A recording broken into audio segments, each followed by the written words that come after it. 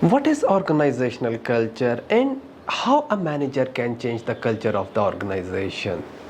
These are two of the important questions what a manager wants to know. So we are going to have discussion on it. But broadly, our agenda for today is to know the various definitions of the culture and what are the constituent elements of the culture, how a culture is formed, and how a manager can change the culture of the organization. So we are going to have more insight on these. My name is Adnan Reyaz.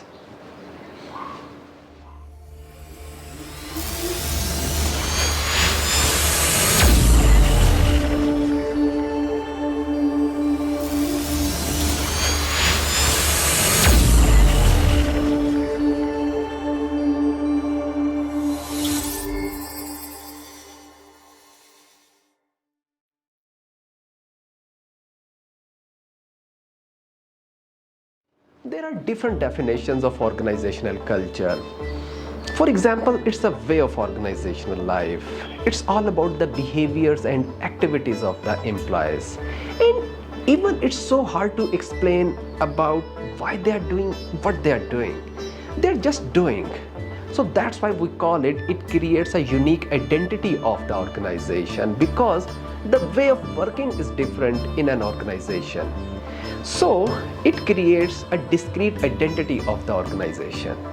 Then the second definition is organizational culture is the software of the minds of the employees. It's basically a collective mindset. Like software is all about a programming. No matter it's a general purpose software or a specific purpose software, but softwares help to achieve certain tasks. But what happens when the software is full of errors and bugs?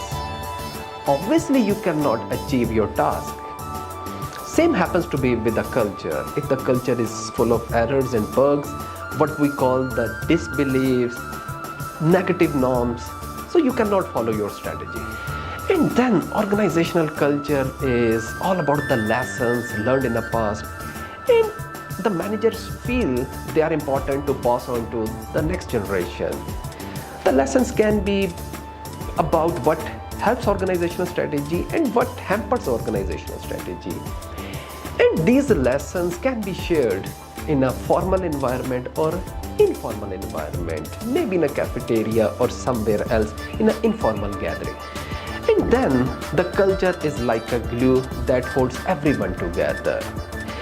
It integrates all the employees of the organization and they feel like they are in a family. Because working in an organization is like they are in their comfort zone. Employees don't want to leave their organization. Basically, they don't want to leave the culture of the organization. They feel secure and they feel quite programmed to do all the routine activities. So the culture creates the boundary defining the role and it establishes the appropriate behavior of what to say, what to do and what not to. So now we come over to the last definition of the culture, and culture is all about the behaviors and actions people perform when no one is looking. They are what they are. All the employees have their learned responses. We call them the 3 Ps. It's all about the principles, procedures and priorities. And employees know how to perform or what to do in a given situation, or these are basically their learned responses. So culture basically, it's a personality of the organization, like the way personality traits are either you have it or you don't have it, and it takes time to change the personality of the individual. So the culture is the personality of the organization. We can change the culture, but it takes time and efforts. In all these definitions, there are some keywords. For example, culture is like a behavior. It's about practices, it's about learned responses, or it's about complete way of life. But behind every behavior, there is a perception, there is an attitude. So basically, there is a thought process that guides our behavior. And we have to understand that thought process. So here we come over to a very comprehensive definition of the culture. A culture is a system of shared assumptions, beliefs, values, and norms that govern how people behave in an organization. So the elements of the culture are, it's about the beliefs, values, norms, rituals, traditions, symbols, languages. There are so many things. And we need to understand the key elements or the constituent elements of the culture. But we are going to confine our discussion to three core elements, and these are the beliefs, values, and norms. So let's see.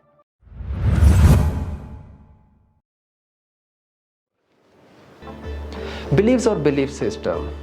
Beliefs are about the tenets, convictions, and expectations. It's about what imply or people think is true about the world. So basically, it's a reality for them. Whatever the belief they have, it becomes reality for them. We have the belief about the person, about any event, an idea, or any happening, or maybe a party, a political party, a union, or association. We also have a belief about the past. We have been told about so many stories. And do you really believe on that? It's up to you. And then we have a belief about the present. Like my belief is I am recording a lecture to some of very serious viewers. And when I have that kind of belief, I feel more energetic because our life is driven by our beliefs. The kind of beliefs you have, you are going to face the same consequences. So try to have positive and uplifting beliefs. Beliefs can also be about the future.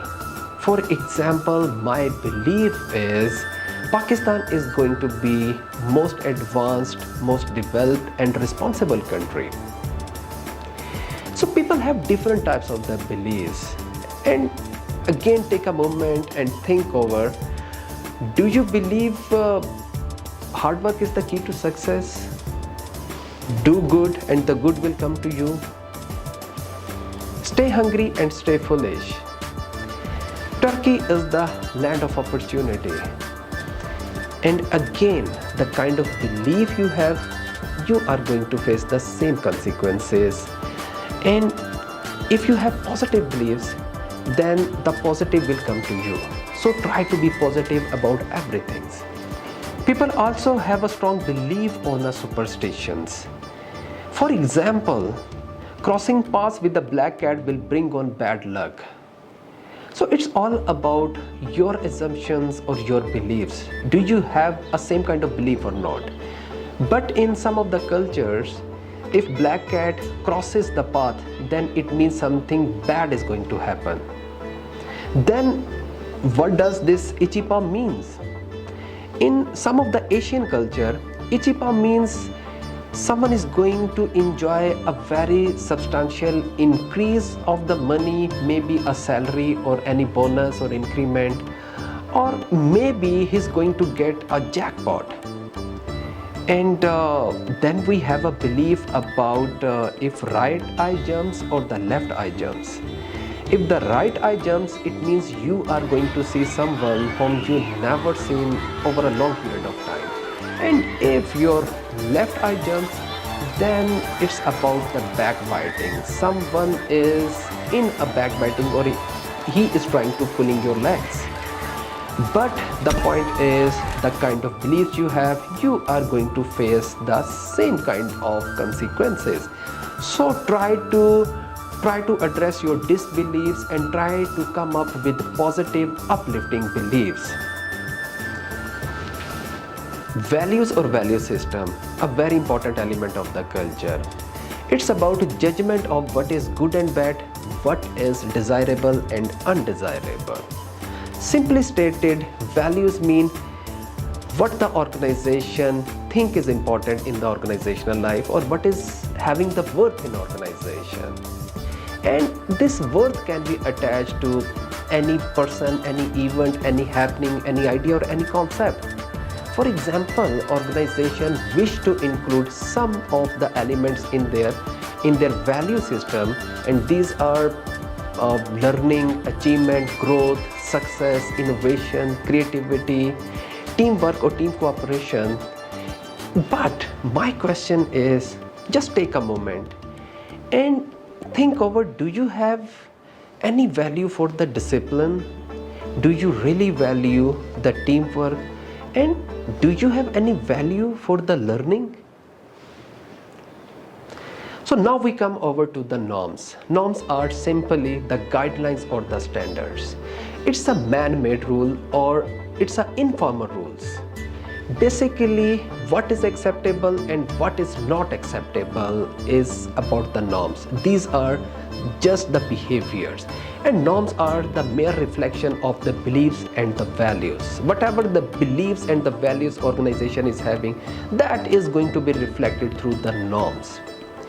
It is not about the good behavior or the bad behavior. It's about what is acceptable and what is not acceptable. Sometimes even the bad behaviors are acceptable. For example, some organizations are quite tolerant towards the discipline. Employees are not taking interest. They are not reporting to their work, or they are just wasting their time. But these practices are acceptable in the organizational life, and what people used to say, it's just the norm of this organization, like they are not here to work. We have different examples of the norms. For example, in some societies, it's important to maintain the eye contact, and if you are not maintaining the eye contact, it means you are not serious in the discussion. And same happens to be in the classroom environment. In some classes, your teacher make it a norm you have to participate in a class, and in some classes a norm is not to participate, just sit and listen my lecture. And same happens to be in organizational life about the gossiping, about the layer. And in some organizations, employees are supposed to greet their boss as they enter in the organization, and sometimes morning brief is the norm of the organization. So these are some of the examples, but the list goes on. Norms are simply the behavior which is acceptable or unacceptable.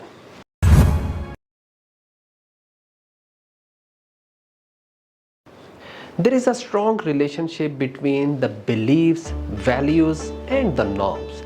The kind of beliefs you have, you are going to value the same kind of things, and that is going to be reflected through the norms. Let's see how.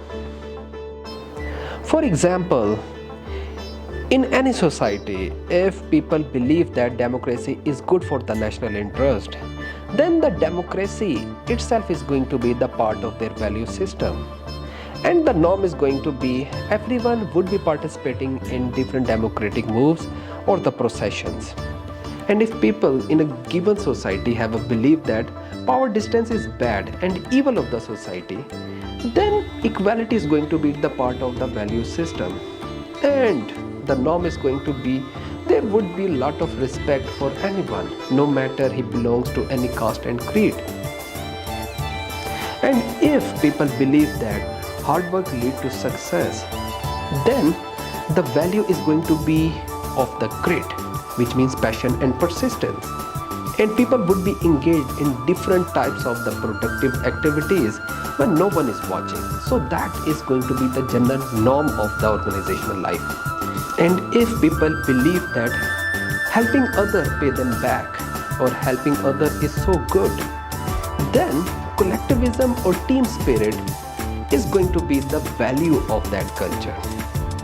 And employees would be participating, or they would be ready to help each other during crunch situations or during any event when someone is needing their help.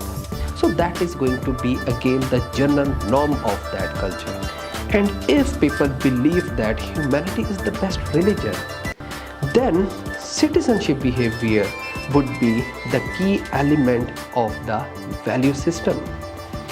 And people would be engaged in different civic activities, so that is going to be the general norm of that organizational culture or the society.